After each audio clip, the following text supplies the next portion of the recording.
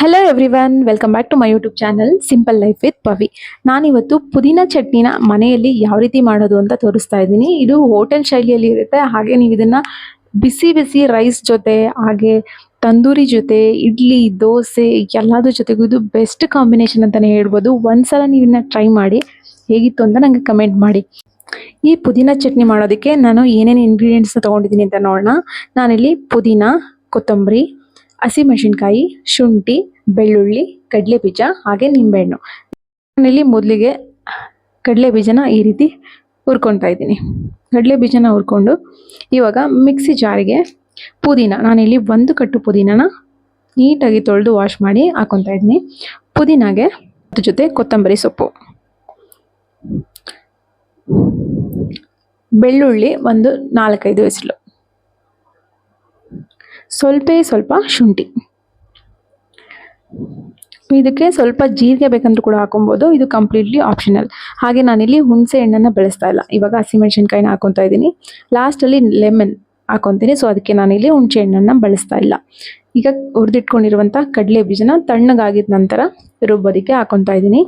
ಇದು ಹಾಕಿದ ನಂತರ ನಿಮಗೆ ರುಚಿಗೆ ಎಷ್ಟು ಬೇಕು ಅಷ್ಟು ಪ್ರಮಾಣದಲ್ಲಿ ಉಪ್ಪನ್ನು ಹಾಕೋಬೇಕು.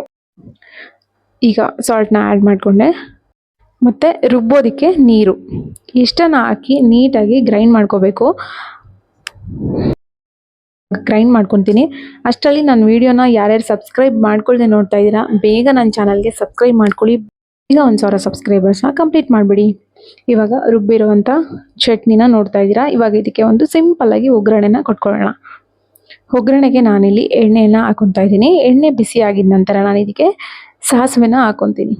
ಸಾಸಿವೆ ಸಿಡಿದ ನಂತರ ಕರಿಬೇವಿನ ಸೊಪ್ಪು, ಹಾಗೆ ಸ್ವಲ್ಪ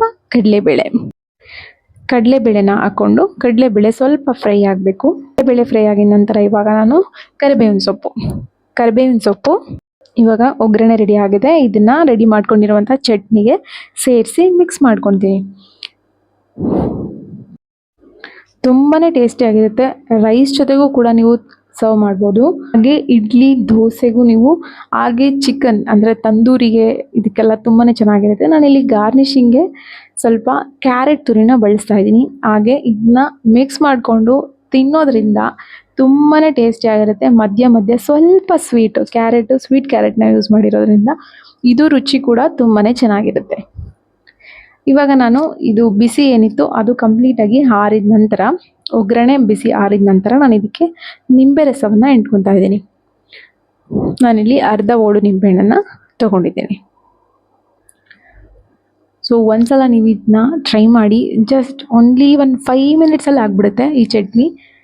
ಹಾಗೆ ತುಂಬಾ ಚೆನ್ನಾಗಿರುತ್ತೆ, ತಿನ್ನೋಕ್ಕೆ ತುಂಬಾ ಟೇಸ್ಟಿಯಾಗಿರುತ್ತೆ.